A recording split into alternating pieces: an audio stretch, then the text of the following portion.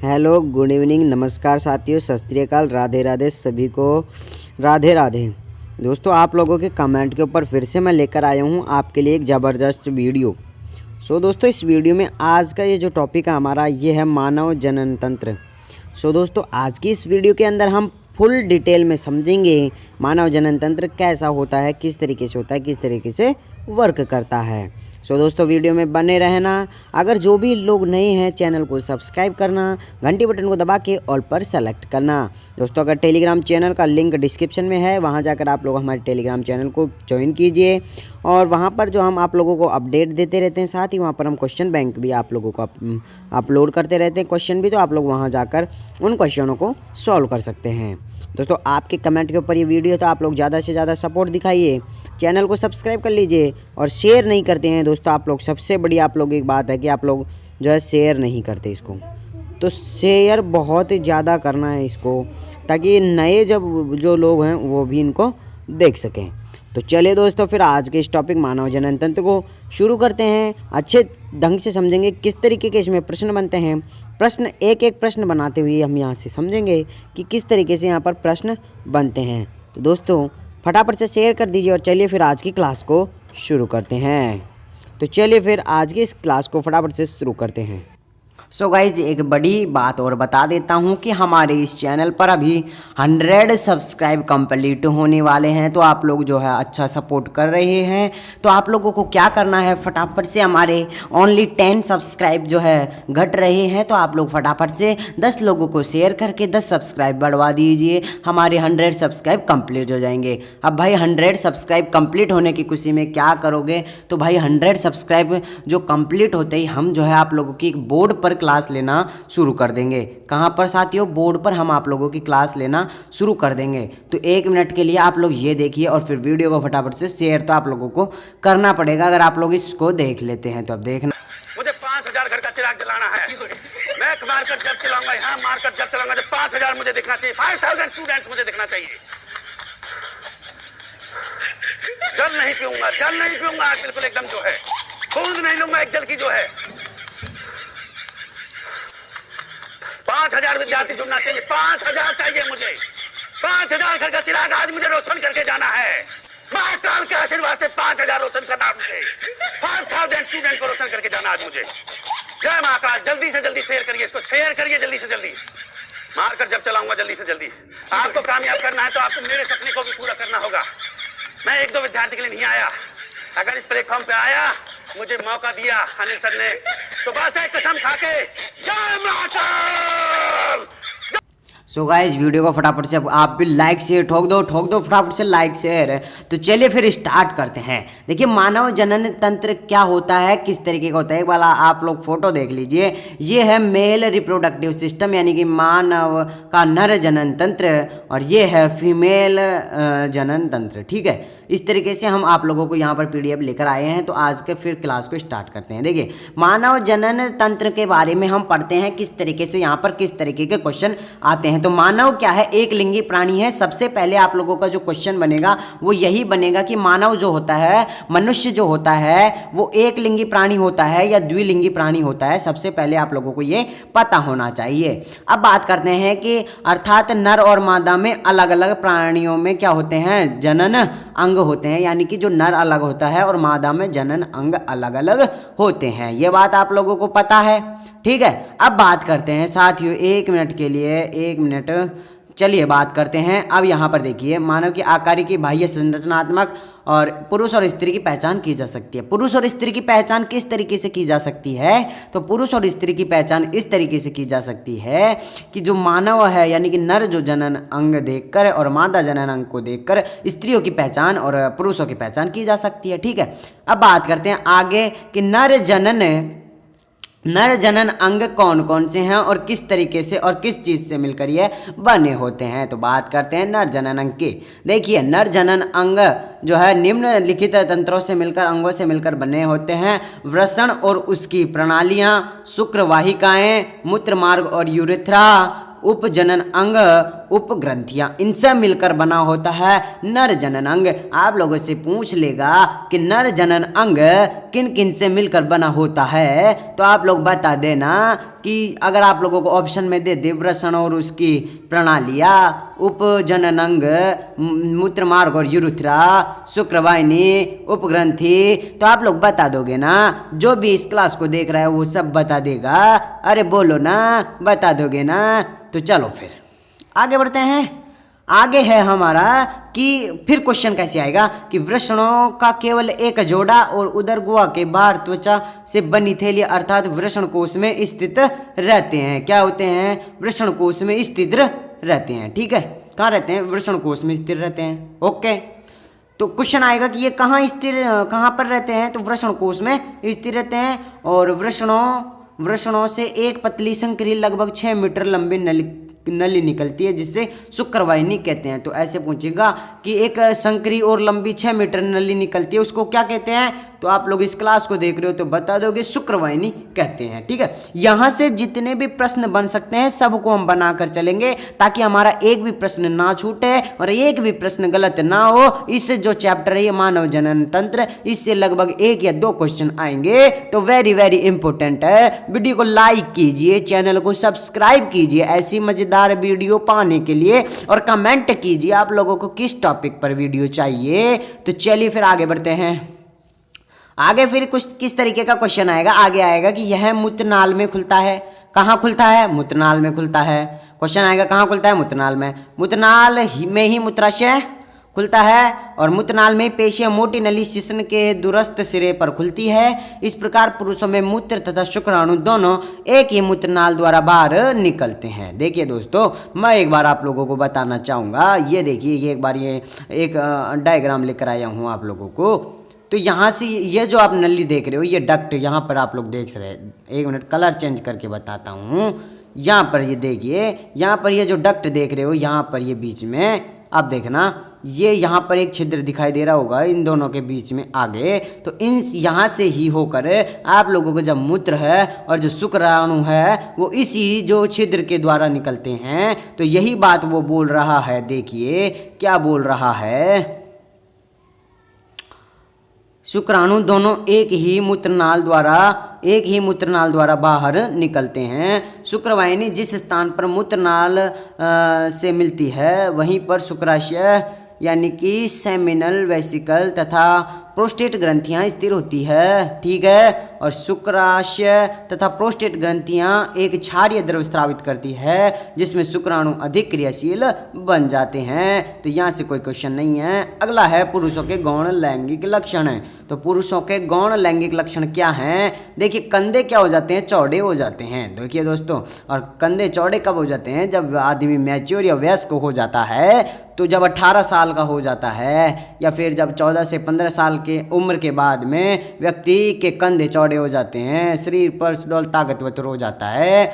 वृद्धि के कारण इनकी लंबाई भी बढ़ती है, चेहरे पर बाल, दाढ़ी, मूंछ आ जाती है, जिसमें वृषण कोश के चारों ओर बाल आते हैं।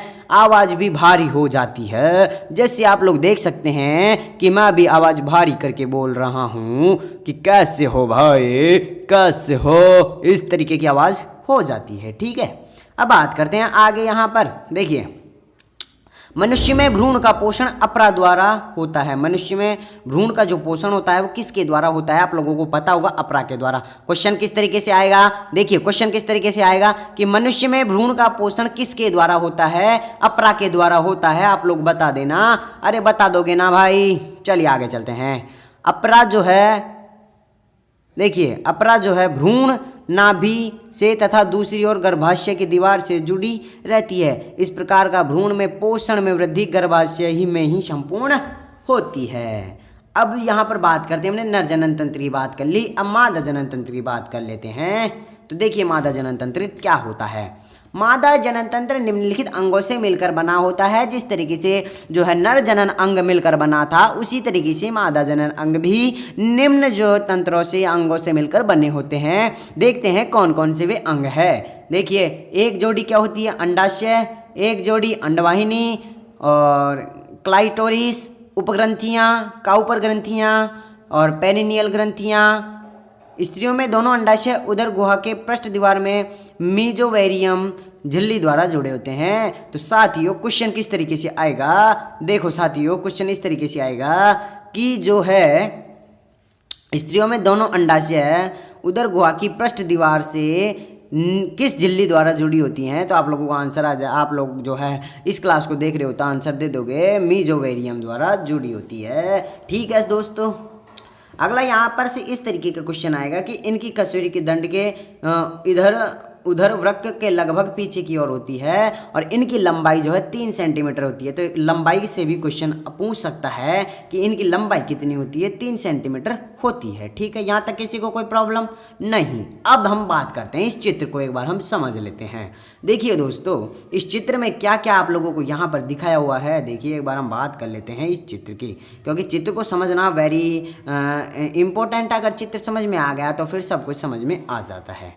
ये देखिए यहाँ पर आप लोगों को सबसे ऊपर यहाँ पर एक ये नलिका दिखाई दे रही होगी, इस नली का नाम है मूत्र नली। क्या नाम है साथियों, मूत्र नली इस नली का नाम है। ठीक है, और ये मूत्र नली जो किस में जाकर खुल रही है, मूत्राशय में। यहाँ पर आप लोग देख सकते हैं ये मूत्राशय है और ये मूत्राशय में जाकर ये खुल रही है। आगे बात समझ में, यहाँ तक किसी को कोई दिक्कत नहीं है भाई। अगला है यहाँ पर ये जो फिर ये मूत्राशय से ये जो ग्रंथि आ रही है, इन ग्रंथियों को हम बोलते हैं प्रोस्टेट ग्रंथि। क्या बोलते हैं साथियों, प्रोस्टेट ग्रंथि। तो क्वेश्चन किस तरीके से आएगा कि मूत्राशय से जो ग्रंथियाँ निकलती हैं उन ग्रंथियों को क्या कहते हैं, तो उन ग्रंथियों को प्रोस्टेट ग्रंथि कहते हैं। ठीक है, अब प्रोस्टेट ग्रंथि जो है यहाँ पर आके जो शिश्न है, आप लोग देख सकते हैं ये शिश्न है और इस शिश्न में जो है आ गई है। ठीक है, शिश्न में आ गई है। ठीक है, शिश्न में आ गई। अब ये यहाँ पर ये देखिए ये जो आप लोगों को ये बेलनाकारी संरचना दिख रही है, इसको साथियों शिश्न बोलते हैं। क्या बोलते हैं, शिश्न। और इसके बाद में ये है मूत्र मार्ग, इसके बीच में जो नली जा रही है इसको बोलते हैं मूत्र मार्ग। ठीक है, मूत्र मार्ग के बाद में यहाँ पर आप लोग ये देख सकते हो, ये इनको बोलते हैं हम वृषण। क्या बोलते हैं साथियों, वृषण, न कि इसको वृषण बोलते हैं, इसको बोलते हैं श्वसन, वो सॉरी शिश्न। क्या बोलते हैं, शिश्न। और इसको बोलते हैं वृक्क। ठीक है, और ये क्या है, वृक्क वाहिनी। वृक्क वाहिनी आप लोगों ने देखी होगी। तो ये है वृषणकोश, इसके नीचे क्या है, वृषणकोश है। ठीक है, अब साथियों आप लोगों को एक वेरी वेरी इंपॉर्टेंट क्वेश्चन आ जाता है कि जब शुक्राणुओं का निर्माण होता है, तो जब शुक्राणुओं का निर्माण होता है तो इसका जो है तापमान, टेम्परेचर कितना होता है। वेरी इंपॉर्टेंट क्वेश्चन है, यहाँ से क्वेश्चन आप लोगों के पूछ लिया जाता है एग्जाम में। तो दोस्तों बात करता हूँ मैं यहाँ पर, जब शुक्राणुओं का निर्माण होता है तो इसका यानी कि इसका जो टेम्परेचर है वो 36.5 के लगभग हो जाता है। यानी कि 1 से लेकर 1.5 सेंटीग्रेड तक इसका जो टेम्परेचर वो कम हो जाता है, क्योंकि ज़्यादा तापमान पर जो है शुक्राणुओं का निर्माण नहीं हो पाता है। तो इसलिए इसका तापमान जो है कम हो जाता है, कितना, 1 से 1.5 सेंटीग्रेड तक। आई बात समझ में, यहाँ से ये वेरी इंपॉर्टेंट क्वेश्चन है। ठीक है, अब बात करते हैं किसके, मादा जनन तंत्र की। तो चलो फिर मादा जनन तंत्र की बात कर लेते हैं। देखिए साथियों, ये आप लोगों के सामने एक मादा जनन तंत्र का चित्र लेकर आया हूँ, इसको वेरी अच्छे ढंग से समझ लेना, क्योंकि यहाँ से भी क्वेश्चन आता है। अब देखिए बात करते हैं आगे। यहाँ पर देखिए दोस्तों, यहाँ पर ये आप लोगों को दिखाई दे रही होगी, ये क्या है, फैलोपियन ट्यूब है। क्या है, फैलोपियन नलिका है। यहाँ पर ये शुक्राणु है, अंडाणु। अब देखिए बात करते हैं किस तरीके से ये यहाँ पर वर्क करता है। देखिए जब दोस्तों यहाँ पर जब शुक्राणु को डाला जाता है तो ये जो शुक्राणु है वो अंदर मादा की योनि से होते हुए ये आप लोगों को दिखाई दे रहेंगे, ये सब शुक्राणु हैं, ये शुक्राणु जाते हैं। ठीक है, और यहाँ पर जब एक अंडाणु जब शुक्राणु को मिल जाता है तो ये जो है शुक्राणु और अंडाणु निषेचित होकर और एक युग्मक का निर्माण कर लेते हैं, और वो युग्मक जो है इस अंडाशय में यहाँ पर आ जाता है। तो ये क्या है, गर्भाशय है। ठीक है, अब देखिए कैसे वर्क करता है साथियों। ये देखिए एक बात, इंपॉर्टेंट बात बताने जा रहा हूँ, इस बात को समझ लेना, वेरी वेरी इंपॉर्टेंट बात है। देखिए दोस्तों, जब भी यह शुक्राणु जब अंदर जाएंगे तभी जो है जो फीमेल है वो प्रेग्नेंट होती है। अगर ये जो है बाहर ही रह जाते हैं शुक्राणु तो फीमेल जो है प्रेग्नेंट नहीं हो पाती है। वेरी इंपॉर्टेंट बात है। यहाँ पर ये योनि में स्खलित शुक्राणु है, यानी कि ये योनि के अंदर डाल दिए गए शुक्राणु हैं। अगर बाहर ही नहीं डाले और बाहर निकाल लेते हैं जल्दी तो फिर वो है जो क्या है कि शुक्राणु अंदर नहीं जा पाते हैं और अंडाणु और शुक्राणु जो निषेचित नहीं हो पाते हैं। दोस्तों इस तक कोई क्वेश्चन मेरे को लगता नहीं आएगा। तो चलिए अब बात कर लेते हैं आगे हमारे फिर इस टॉपिक की। अब देखिए प्रत्येक अंडाशय में संलयन अंडवाहिनी होती है। क्या होती है साथियों? अंडवाहिनी होती है प्रत्येक। दोस्तों अगर वीडियो अच्छी लग रही है तो लाइक करना, दोस्तों के साथ शेयर करना और कमेंट करना नेक्स्ट वीडियो किस जो चैप्टर है, किस चैप्टर पर आप लोगों को नेक्स्ट वीडियो चाहिए। ठीक है दोस्तों, तो चलिए फिर बात कर लेते हैं हमारा जो टॉपिक है ये इसका ऊपर। देखिए अब बात करते हैं कि देखिए प्रत्येक अंडवाहिनी स्वतंत्रता पूर्वक अपनी ही और अंडाशय से चिपकी मुखिका द्वारा देह गुहा में खुलती है, जिसके कारण अंडे देह गुहा में न गिरकर सीधे अंडवाहिनी में ही जाते हैं। और अंडवाहिनी आकृति के अनुसार भिन्न भिन्न भागों में निम्नलिखित नामों से पुकारी जाती है। और अब बात करते हैं दोस्तों किन किन नामों से पुकारी जाती है। तो क्वेश्चन किस तरीके से आएगा कि जो अंडवाहिनी है उनको किन किन नाम से पुकारा जा सकता है, जैसे अंडनलिका, गर्भाशय, योनि। दाएं बाएं अंडवाहिनियां बाहर खुलने के पहले एक दूसरे से संयुक्त होकर एक चौड़ी थैली बनाती है, जिसे गर्भाशय कहते हैं। ठीक है दोस्तों, यहाँ तक किसी कोई प्रॉब्लम हो तो बोलो, वरना फिर हम आगे बढ़ते हैं भाई। अरे बोलो भाई, यहाँ तक किसी को कोई प्रॉब्लम है क्या? नहीं है? कमेंट कर दीजिए। अगर आप लोगों को यहाँ तक किसी भी तरीके की कोई भी प्रॉब्लम हो तो आप लोग जल्दी से कमेंट कीजिए कि आप लोगों को कहाँ पर क्या समझ में नहीं आया। नहीं है तो चलो फिर आगे बढ़ते हैं। देखिए दोस्तों यहाँ पर एक इम्पोर्टेंट बात कि योनि मार्ग योनि द्वार द्वारा बाहर खुलता है। योनि जो मार्ग है वो योनि द्वार के द्वारा कहाँ खुलता है? बाहर खुलता है। ठीक है, अब बात करते हैं, आगे चलते हैं। स्त्रियों में यौवनारंभ। स्त्रियों में जो, अब देखिए ये जो टॉपिक है, यानी कि यहाँ पर से ये इसको आप इम्पोर्टेंट मान लो भाई, और इसको 5 स्टार मान लो, क्योंकि यहाँ से 5-6 क्वेश्चन बनने की संभावना है और उनमें से एक ना एक क्वेश्चन तो जरूर आएगा। अब देखते हैं कौन कौन से क्वेश्चन है। मादाओं में जब भी मादा जनन अंग अपना कार्य करना प्रारंभ करते हैं तभी यौवनारंभ होता है। तो क्वेश्चन आएगा कि मादा जो जनन अंग है अपना कार्य करना प्रारंभ करते हैं तो उस स्थिति को क्या कहते हैं? यौवनारंभ कहेंगे। पहला क्वेश्चन बन गया भाई। ठीक है, याद रखना, वेरी इंपॉर्टेंट है। यहाँ से आप लोगों का पक्का कोई न कोई क्वेश्चन बनेगा, पक्का बनेगा। ठीक है, अगला है तो सामान्यतः 11 से 14 वर्ष की आयु में। ठीक है, आप लोगों को पता होगा 11 से 14 वर्ष की आयु में क्या आता है? यौवनारंभ आता है। तो फिर क्वेश्चन बन जाएगा कि कितने से कितने वर्ष, यानी कि कितनी वर्ष में, यानी कि कितना जो इसकी एज है तब की यौवनारंभ आता है? तो 11 से 14 साल। दूसरा प्रश्न भी बन गया। ठीक है, अगला प्रश्न क्या बनेगा? देखिए कि इसकी अवधि लगभग 28 दिन की होती है। तो इसकी जो मादा में जो जनन चक्र होता है स्त्रियों में, उसकी अवधि कितनी होती है? तीसरा प्रश्न बन गया 28 दिन की। ठीक है, 3 प्रश्न बन गए। चलिए अब चौथा प्रश्न भी हम बना देंगे। देखिए अब आगे चलते हैं। अगला है कि इस आवर्त चक्र को क्या कहते हैं? तो इस आवर्त चक्र को क्या कहते हैं? रजोधर्म कहते हैं। क्या कहते हैं? रजोधर्म। चौथा प्रश्न भी बन गया। बिल्कुल छोटे छोटे। देखिए दोस्तों यहाँ से जो क्वेश्चन आएंगे बिल्कुल इजी आएंगे। ये नहीं कि नीट की तरह आप लोगों के जो है बहुत ही ज़्यादा डीपली जाकर क्वेश्चन आएंगे। बिल्कुल ऊपर ऊपर से आप लोगों के क्वेश्चन आएंगे, बिल्कुल इजी आएंगे, आप लोग आसानी से कर दोगे। ठीक है, और घबराने की बात नहीं है, क्योंकि मैं आप लोगों की यहाँ पर डेली क्लास ले रहा हूँ। आप लोगों को भी सपोर्ट करना बनता है यार गाइज। वीडियो को लाइक करना है, चैनल को भी सब्सक्राइब करना है, दोस्तों के साथ शेयर करना है। देखिए बात करता हूँ मैं कि यहाँ पर आप लोगों को जो भी शेयर करते हो आप लोग अपने स्टूडेंट्स के पास ही शेयर किया करो। अगर आप लोग दूसरे लोगों के पास शेयर करते हो जो कि इनको देखने में इंटरेस्टेड नहीं है, इनको देखते नहीं है, तो उनके पास शेयर करने से कोई हमको मतलब नहीं है। अब बात करते हैं अगला प्रश्न किस तरीके से बनेगा। रजोधर्म का नियमन पीयूष ग्रंथि द्वारा स्रावित हार्मोन द्वारा होता है। अब देखिए फिर से क्वेश्चन बन गया कि रजोधर्म का नियमन किस ग्रंथि द्वारा स्रावित हार्मोन से होता है? तो पीयूष ग्रंथि द्वारा। 5वां क्वेश्चन बन गया। ठीक है, अगला प्रश्न क्या बनेगा? गर्भधारण करने के बाद रजोधर्म अंडोत्सर्ग बंद हो जाता है। अब बात करते हैं क्वेश्चन कैसे आएगा। गर्भधारण जो आप लोगों का जो रजोधर्म अंडोत्सर्ग कब बंद हो जाता है? तो गर्भधारण करने के बाद, और जब वह शिशु को जो है जन्म दे देती है, शिशु को अगर उन्होंने जन्म दे दिया, जन्म देने के बाद क्या हो जाएगा? वापस से आप लोगों का जो रजोधर्म है वो क्या हो जाएगा? चालू हो जाएगा। ठीक है, अरे ठीक है भाई, चलो आगे चलते हैं। इसके बाद में प्रसव शिशु को जन्म देते ही अंडोत्सर्ग फिर से शुरू हो जाता है। अगला है, अब देखिए वेरी इंपॉर्टेंट, यहाँ से भी आप लोग क्वेश्चन बनेगा। मनुष्य मादाओं में हर संभोग से गर्भधारण करने की संभावना नहीं होती है। बिल्कुल वेरी इंपॉर्टेंट है कि आप लोग जो है अगर जो है आप लोग संभोग करते हैं, ठीक है, तो हर संभोग में आप लोग जो है गर्भधारण की संभावना नहीं होती है। तो कब होती है, देखिए मैं बता देता हूँ कब होती है। देखिए 12वां से और जो 17वां जो दिन होता है उस दिन आप लोगों की जो गर्भधारण की संभावना सबसे अधिक होती है, सबसे अधिक होती है, ठीक है। तो वो कुछ प्रश्न इस तरीके से पूछेगा कि सबसे अधिक गर्भधारण करने की जो सबसे अधिक गर्भधारण किस समय किया जा सकता है संभोग करके, तो वो होता है 12वें दिन से और 17वें दिन, ठीक है। 12वें से 17वें दिन तक बहुत अधिक संभावना होती है कि इस समय जो गर्भधारण हो जाए, ठीक है। अब बात करते हैं, आगे चलते हैं, आगे क्या पूछ रहा है हमसे।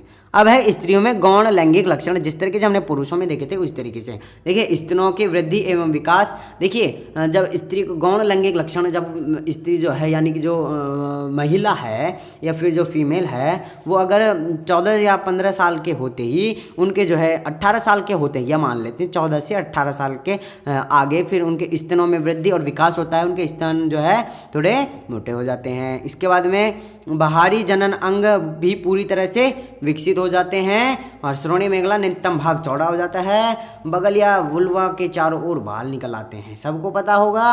और मासिक धर्म प्रारंभ हो जाता है। मासिक धर्म क्या हो जाता है, प्रारंभ हो जाता है। मासिक धर्म का मतलब होता है रजोधर्म।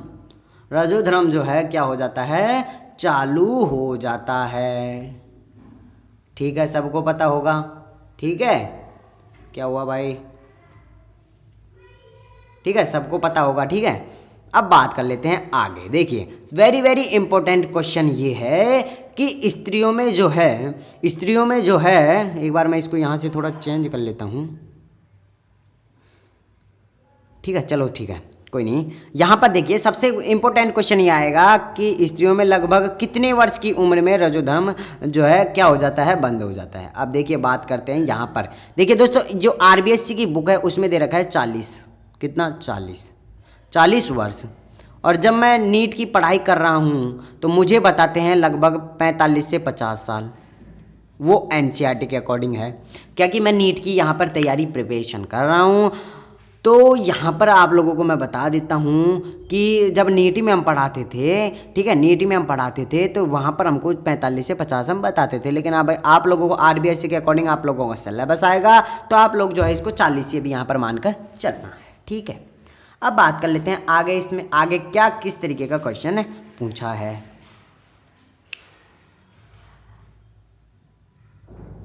इसके बाद स्त्रियां गर्भधारण नहीं कर सकती, यानी कि जब स्त्रियां 40 साल की हो जाती हैं, 45 साल की हो जाती है, इसके बाद में स्त्रियां गर्भधारण नहीं कर सकती, यानी कि वे अंडाणुओं का निर्माण नहीं कर सकती। और जो पुरुष है वो सारे साल, यानी कि जब तक वह जीवित है, पुरुष जब तक जीवित है जब तक वह शुक्राणुओं का निर्माण कर सकता है, ठीक है।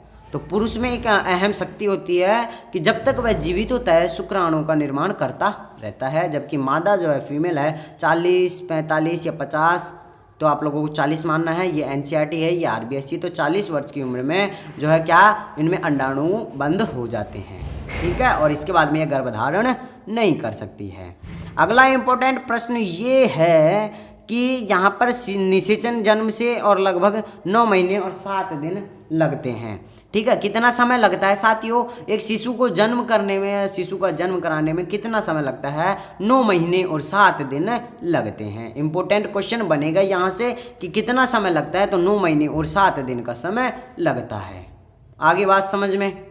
अब बात कर लेते हैं, आगे चलते हैं। यहाँ पर ये देखिए, ये एक सारणी लेकर आया हूँ, वेरी वेरी इंपॉर्टेंट सारणी है, देख लेना इसको कि विभिन्न जंतुओं का गर्भधान समय कितना होता है। फटाफट से बता देता हूँ, बहुत सारे हैं, एक बार देख लेना, इनसे एक क्वेश्चन बन सकता है, तो एक बार फटाफट देख लेना। कंगारू जो है वो 6 से 11 दिन का होता है, सबसे कम होता है किसका, कंगारू का 6 से और 11 दिन के अंदर ही जो कंगारू है बच्चे दे देता है। गधा का होता है 340, चीता का होता है 91 से 95 दिन, चूहे का होता है 21 दिन का, जेबरा का होता है 340 दिन का, तेंदुए का होता है 90 से 105 दिन का, गोरिल्ले का होता है 250 से 270 दिन का, घोड़े का जो होता है 340 दिन का होता है, चीते का होता है 91 से 95 दिन का, तो यहाँ पर चीता डबल बार दे दिया। जिराफ का होता है 453 से 464 दिन का। सबसे ज़्यादा किसका होता है वो मैं आप लोगों को बता दूंगा। हाथी का सबसे ज़्यादा होता है, सबसे कम शायद कंगारू का होता है। डॉल्फिन का होता है 10 से 12 दिन का। और यहाँ पर दरियाई जो घोड़ा होता है उसका होता है 240 से 250 दिन का। अब बात करते हैं और भी है हमारे पास, ये देखिए जो बाघ होता है, बाघ का होता है 103 दिन का।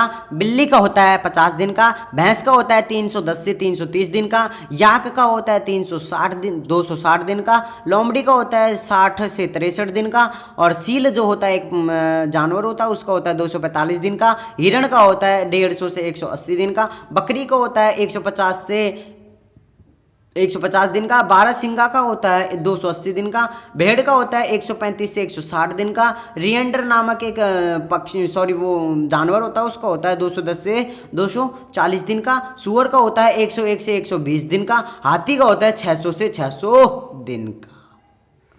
ठीक है, तो वेरी इंपॉर्टेंट है कि हाथी का जो गर्भकाल है वो कितने समय का होता है, 600 से 610 दिन का। और जो कंगारू का मैंने बताया था वो होता है 6 से 10 दिन का। याद रखना है। तो 600 से 610 दिन का तो क्या हो जाएगा हाथी, और 6 से 10 दिन का या 11 दिन का किसका होता है, कंगारू का। याद रखना है दोनों ही सबसे कम और ज़्यादा। और व्हेल जो मछली होता है उसका होता है 305 से 365 दिन का, यानी पूरे 1 साल का मान लेते हैं। ठीक है, अब भाई यहाँ पर हमारा ये जो चैप्टर था ये हुआ कंप्लीट।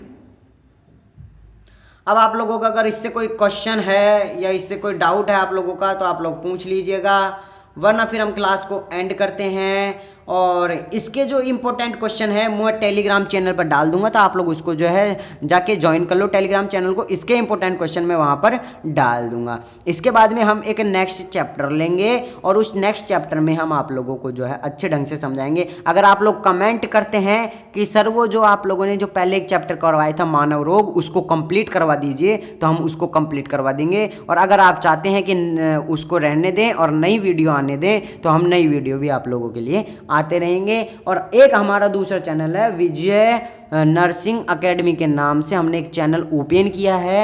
उस चैनल पर मैं आप लोगों को अब डेली यहाँ पर क्या देता रहूँगा, अपडेट देता रहूँगा। क्लास भी वहाँ पर अब आप लोगों की रेगुलर आती रहेगी, तो आप लोग उस चैनल को भी सब्सक्राइब कर लेना। तो फिर मिलते हैं नेक्स्ट वीडियो में, जब तक के लिए जय हिंद, जय Bharat, thank you all of you.